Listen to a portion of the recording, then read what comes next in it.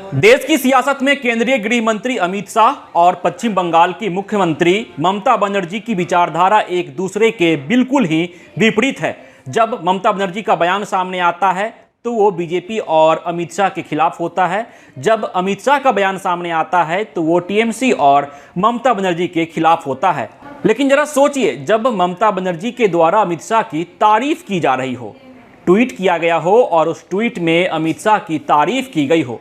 दरअसल केंद्रीय गृह मंत्री अमित शाह के बेटे जय शाह आईसीसी के चेयरमैन बन गए हैं। पहले वो बीसीसीआई के अध्यक्ष थे और अब आईसीसी के चेयरमैन बन गए हैं। उनकी इस उपलब्धि पर ममता बनर्जी ने ट्वीट किया और उस ट्वीट में उन्होंने अमित शाह को शुभकामनाएं दी और बधाई दी। ट्वीट में ममता बनर्जी लिखती हैं कि आपको बहुत बहुत बधाई, आपका बेटा राजनेता नहीं बना है बल्कि आईसीसी का चेयरमैन बन गया है।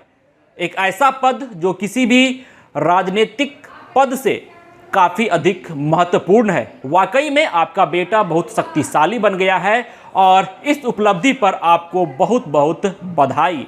लेकिन सबसे दिलचस्प बात यह है कि जिस अंदाज में ममता बनर्जी के द्वारा बधाई संदेश लिखा गया है अमित शाह के लिए, वो काबिले तारीफ है। क्योंकि इस संदेश में, इस ट्वीट में साफ तौर पे लिखा जाता है कि अमित शाह केंद्रीय गृह मंत्री, आपको बहुत बहुत बधाई, आपका बेटा राजनेता नहीं बना है बल्कि आईसीसी का चेयरमैन बन गया है, जो किसी भी राजनीतिक पद से काफ़ी अधिक महत्वपूर्ण है। वाकई में आपका बेटा बहुत शक्तिशाली हो गया है और इस उपलब्धि पर आपको बहुत बहुत बधाई।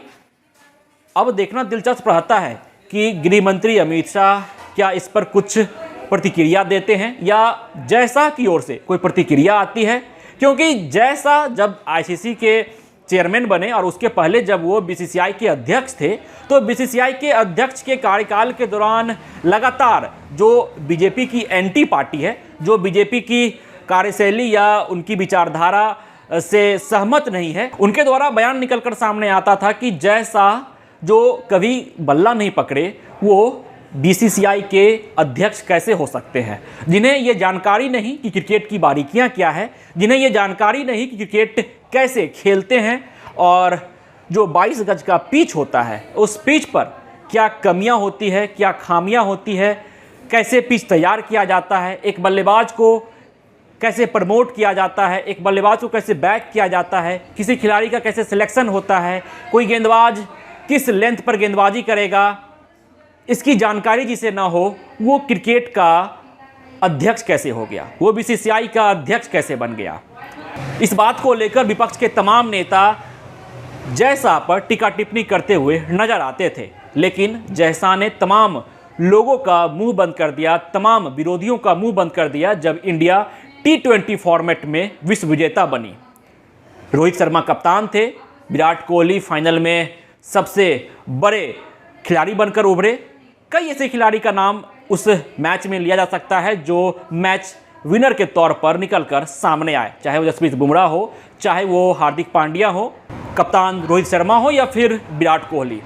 लेकिन तमाम आलोचकों का मुंह बंद कर दिया जय शाह ने और अब वो आईसीसी के चेयरमैन नियुक्त किए गए हैं तो टिप्पणी की जा रही है। और इसी टिप्पणी में ममता बनर्जी का ट्वीट सामने आता है। ममता बनर्जी एक खास अंदाज में ट्वीट करती हैं और अमित शाह जो केंद्रीय गृह मंत्री हैं, जय शाह के पिता हैं, उन्हें बधाई देती हैं, शुभकामनाएं देती हैं और लिखती हैं कि बहुत बहुत शुभकामनाएं, आपका बेटा राजनेता नहीं बना है बल्कि आईसीसी का चेयरमैन बन गया है। एक ऐसा पद जो किसी भी राजनीतिक पद से काफ़ी अधिक महत्वपूर्ण है। वाकई में आपका बेटा काफ़ी शक्तिशाली हो गया है। इस उपलब्धि के लिए आपको बहुत बहुत शुभकामनाएं। तो अब देखना दिलचस्प रहता है कि जो टीका टिप्पणी लगातार जय शाह को झेलनी पड़ रही थी जब वो बीसीसीआई के अध्यक्ष थे, क्या आईसीसी के चेयरमैन बनने के बाद उनके ऊपर ये टीका टिप्पणी जारी रहता है? क्या तमाम जो विरोधी पार्टियां हैं जो बीजेपी के विरोध में लगातार बोलती हुई नजर आती हैं, तमाम वो नेता जो बीजेपी नेताओं के विरोध में रहते हैं, बीजेपी नेताओं की विचारधारा से जिनकी विचारधारा नहीं मिलती है, वो नेता क्या अब जय शाह के ऊपर फिर से टीका टिप्पणी करेंगे? क्योंकि अब वो बीसीसीआई के अध्यक्ष नहीं है, वो अब आईसीसी के अध्यक्ष है। पनोरमा ग्रुप, जो सोचता है वो करता है। आपके अपने सपनों का आशियाना। ये लो मुंह मीठा करो, आज मैंने अपना जॉब छोड़ दिया, अब हम पूर्णिया वापस जाएंगे। जॉब छोड़ दिया है? मतलब ये घर कैसे चलेगा? हम करेंगे क्या? और माँ बाबूजी क्या बोलेंगे? इसलिए मैं एक और मिठाई का डब्बा लाया। अपने बिजनेस के लिए लोन अप्रूव हो गया। अरे लोन अप्रूव हो गया वो तो ठीक है, लेकिन पूर्णिया में हम रहेंगे कहाँ? अपना घर भी तो नहीं है वहां। इसलिए तो एक और मिठाई का डब्बा अलग से लाया हूं। हमने पूर्णिया में घर ले लिया है, पूर्णिया के ई होम्स पैनोरमा में। पूर्णिया में पैनोरमा ग्रुप लेकर आए हैं ई होम्स पैनोरमा। बड़ा घर, आलीशान जिंदगी और अत्याधुनिक सुविधाओं के संग। अरे अरे, अब क्यों मुंह मीठा करवा रही हो? क्योंकि हम घर वापसी जो कर रहे हैं। घर वापसी की खुशी पूर्णिया में ई होम्स पैनोरमा के संग।